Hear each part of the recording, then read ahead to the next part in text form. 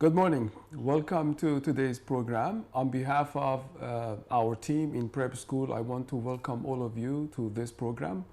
Today we are with Ms. Dilek BATUR, the coordinator and director of prep school, and hopefully we are trying to answer all your questions about prep school. Good morning, Dilek. Good morning. And welcome to today's program. Thank you. So at the beginning, is there anything that you want to say? If not directly, we can start by questions. We can start. Very good. First of all, majority of our students, well, we have seen it in past 2-3 years, have a question about the system that we have in our prep school. How different is it from other schools? And most probably they hear the word modular system. They have question about that. So I think we can start by that one. Actually, we're using the modular system. When we say modular system, the system is just pushing the students up very quickly. Mm-hmm. It's a fast program. And we have 4 modules, including 8 weeks each. And in between the modules, there are, of course, some kind of exams, some kind of passing grades. So we're always tracing the students with the modular system very easily. All right. So correct me if I'm wrong. In modular system, we mainly focus on a compact program. Yes. Yes. That education is given the priority. We're also using the Common European Framework. We have the A1, A2, B1 and B2 levels. At the beginning of the year we have the placement exam and we have the proficiency exam. Let me remind you that at the very beginning of the year, everybody, on the 26th of September for the Turkish students, we have the placement exam. On the 27th of September, we have the placement exam for the international students. If the students get 60 out of 100 into those exams, it means that they have the opportunity to go into, to take the proficiency exam. Yes. And the proficiency exam is on the 30th and on the 1st. 31st of yes. September. So, but for the students, they have to know that they have to enter into that 26th and 27th yes. September exams. Yes, it's a must for them. All right. All right. Wonderful information. That part about the exam was important. All right. Imagine I studied in prep school and I'm graduated. Can I use that diploma or certificate in other universities? I mean, the validity of the certificate exactly. or diploma. Is it accredited by any organization or not? Yes. Our university is an accredited university, especially the prep school. Mm-hmm. We are a Pearson Assured organization. It means that we are accredited by the Pearson Assured company, which means that there are some international people coming every year to our school in order to investigate or research our program, our organization, and our testing and evaluation system. I see. And at the end of those commitment, let's say, they give us a report. And inside our report, it says that every year, I'm very proud of that, we are 100% going very well. Yeah, wonderful. Well, I know that getting accreditation from these internationally recognized organizations is not easy. Yeah, it's very difficult, by the way. It can be a bonus for our students. Wonderful. All right, we talked about the system, we talked about accreditation. Maybe a lot of students have concern of the quality of teaching and teachers specifically. Yeah, it's a must, in the prep schools that you have to have a very qualified system and you have a good quality teachers. Mm-hmm. In our prep school, we're working with 6 different countries, citizens coming and working here as teachers. And all of my teachers have their master's degrees.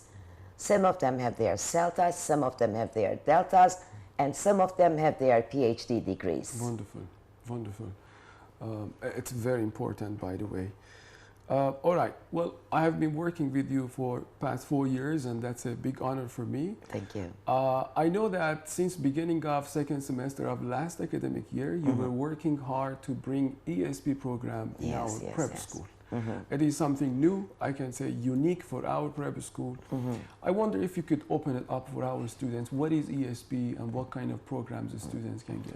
It's never easy to do things all of a sudden, you know that. I mean, you have to plan it beforehand. That's why we began working last year. And this year, what we are planning to do, and the program is, the syllabus is ready, by the way, with the worksheets and handouts. We have 11 different departments. For example, industrial engineering or software engineering or the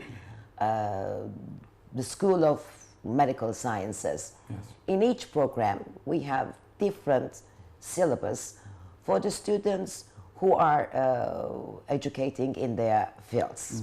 I mean, they are going to be educated in their fields, but in the prep school, they will get their terminology, what we call the ESP program, English for Specific Purposes. All right, that's wonderful. So parallel with general English, they cover specific information about their major too. And it will be a 3 hours program. I mean, it's a very fulfilled program. All right, okay, good. I'm sure that the head of departments are very happy to see that. They are actually, they are. Yeah, great, great. A general question. What is global citizenship or citizens? And how Well, our school can yes. help? This year we're also planning to have some kind of lessons or let's say courses or lectures with the students in order to emphasize the global citizenship. Nowadays, you know, in the world, we are living in a very global world. In this world, students need to know the leadership skills, first of all. With the leadership skills, they also have to understand that they have to communicate people in the world.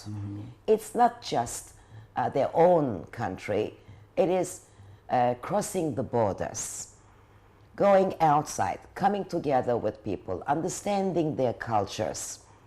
So in this case, that global citizenship lessons or courses will help the students get the idea. Wonderful. I think somehow you have covered the answer of my second. my And next by the question. way, inside that, we will also have some kind of charity works. You know, in the international fields, in the universities, the university students always have some kind of charity works, like helping people, elderly people, or being with, you know, some kind of disabled people. So there will be some cases with the students. What we are planning to do is coming together with the students and having those kind of charity works. Great. Great. My next question is about clubs. Speaking of charity, maybe I can address you to this question. Do we have any other clubs that the students will learn English in different contexts rather than classroom? In the prep school, I think the expectation is not having the clubs. But in our university, we also have clubs. We have two scheduled, 2-session lessons, one beginning in the morning and ending up at lunchtime. And the other one is beginning at the lunchtime, something like 1 o'clock, and ending up in the afternoon at 5:45. Yes. And it means that the mornings is empty for the afternoon schedule and the afternoon is empty for the morning people. What we are doing is giving the students some kind of tutorials and the clubs. And by the way, the clubs can be used by the faculty students. There are some students coming to our speaking club, coming to our learning center, and to our writing center. So it is not just for prep school students? It's not. It's not. People prefer to, the students prefer to come to our clubs when they become university 1, 2, 3 students. Great. That's a good opportunity for students of other faculties. You can join our clubs to empower your English, of course. Okay. Well, in our program, you decided to actually assign class representative for every single group. Oh, yes. What is it and what is the point behind it? You know, we've been just inside in very difficult days. In that pandemic, everything was chaotic, but not in our school. Because we have, in every classroom, we have the class representatives, representing the class, by the way, and we have the advisor teachers. In each module, we're having some meetings with those class representatives. Of course, we are announcing everything in our website or on the sticks or on the WhatsApp messages, but that's not enough. When you come together with the students, you can understand their realities or their problems, and you can solve them very easily. So in this case, the class representatives are like our hands, and they are very responsible students. Yeah, great. So maybe you don't have the opportunity of meeting every single student face to face? Yes, but I am meeting with the class representatives. Wonderful. And they're representing their own classes. All right, great.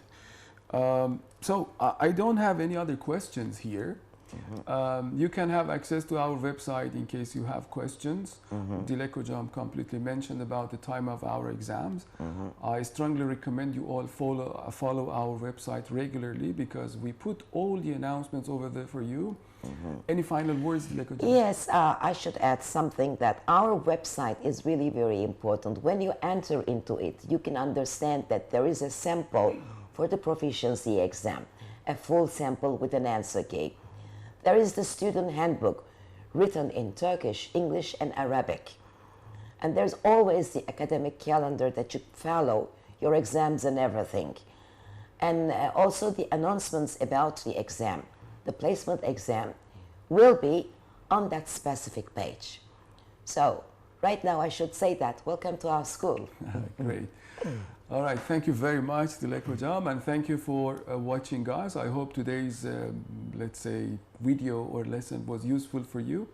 Hope to see you all in our school. Have a safe and wonderful day.